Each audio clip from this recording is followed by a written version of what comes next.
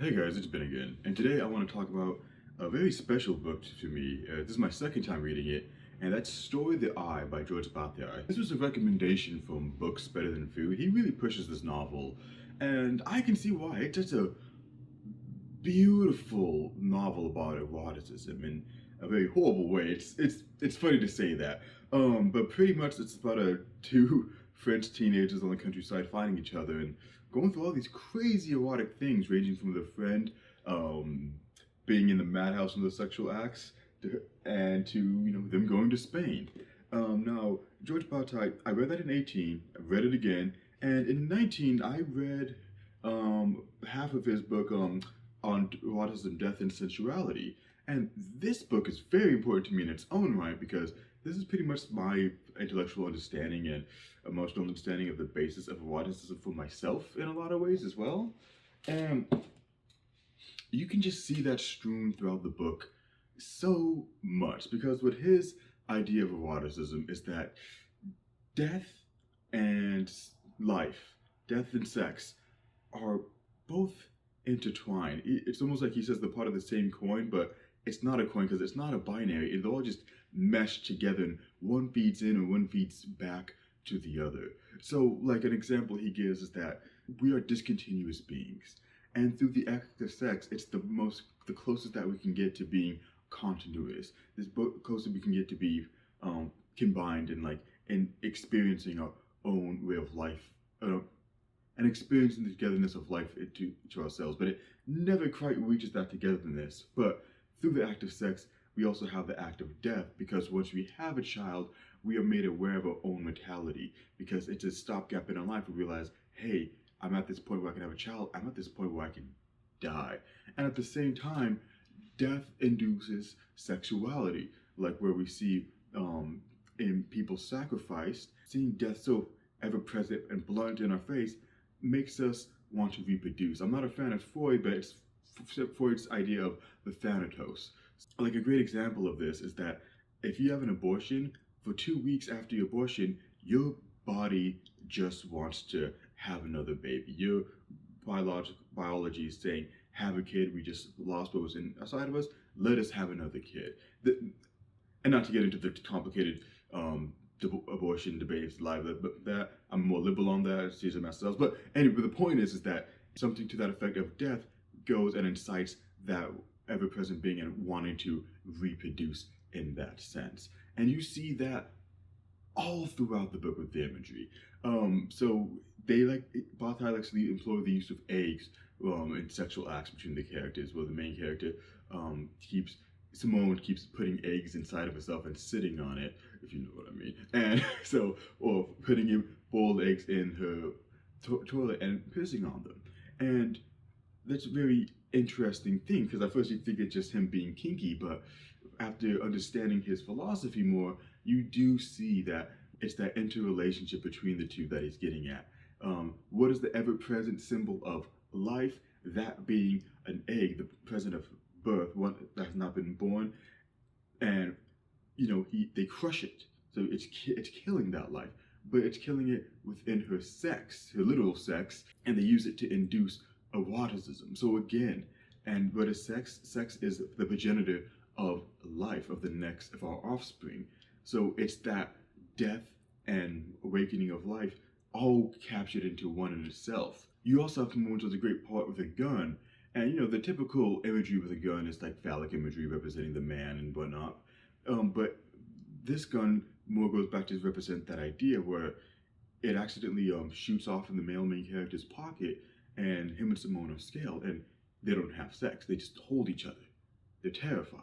But later on, he uses the gun, and he uses it in a more direct manner, and they have sex again. That terror, that objection, as this other author, I put the name down here, says that induces a sexual response to them. But it could also induce a response to them where they are truly afraid of death as well. And you even see that with the bull's testicle later on in the novel, where in Bataille's notes at the end of this one edition said he had the bull's testicle, and another friend pointing out hey, bull's balls are white, kind of going back to the imagery of the egg. and Simone just again wanting to sit on it and put it inside of her in front of all these people in the stadium. And she puts it inside of her, and she has this orgasm right as this matador is killed by the bull.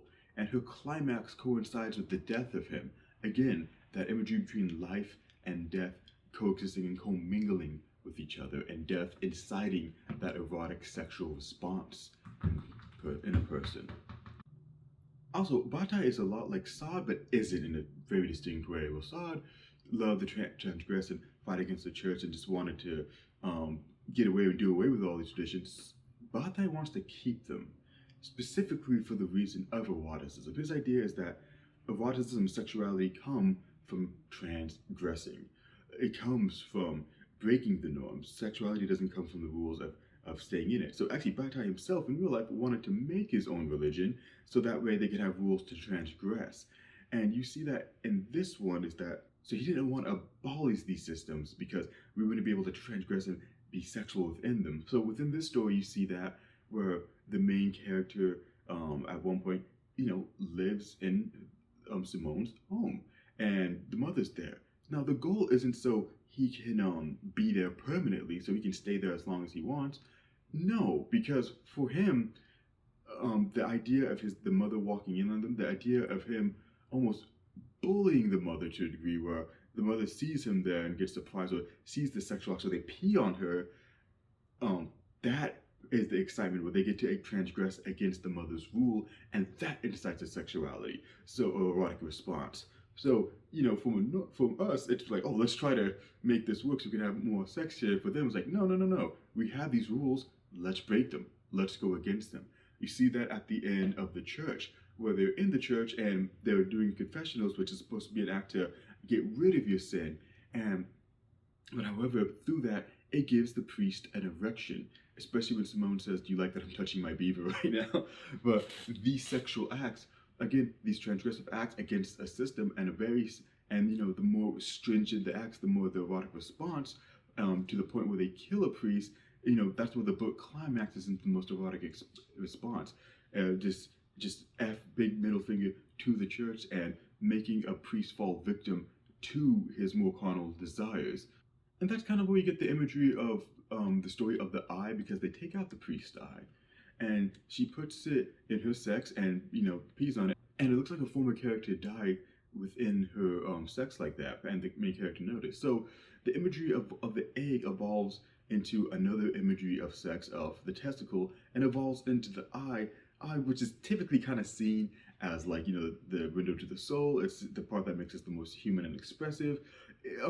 That's something, a loose connection I made. If you have other ideas, please let me know.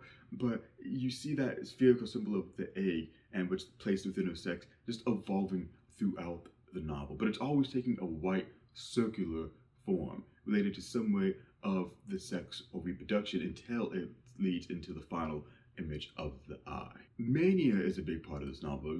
The first chunk of the novel, it's them having sex with this one woman, this young girl, and to the point where they put her in a mental institution, and she pretty much goes insane because they have this blood orgy and everything, and it freaks her out because she pisses herself in the closet.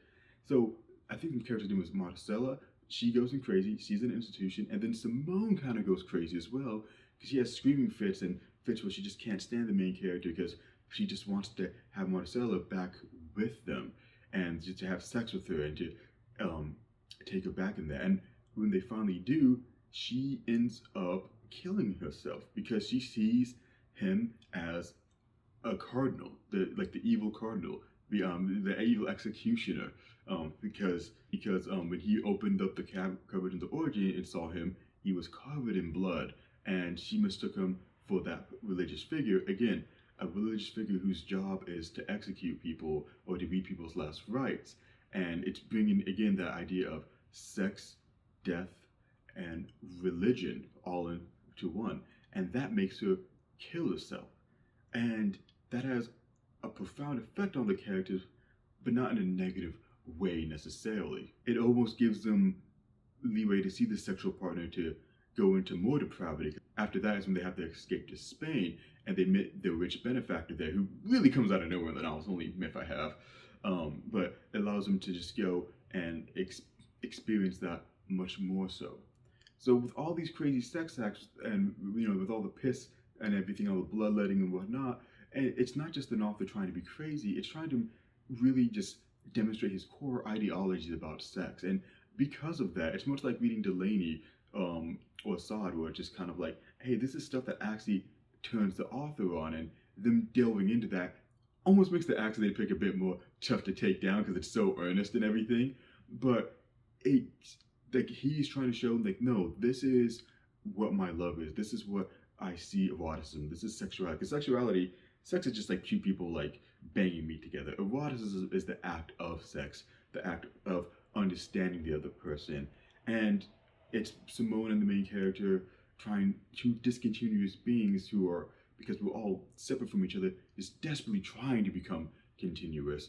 And they don't mind using the act of death and breaking taboos to achieve that loving sexual nature between both of them, that eroticism.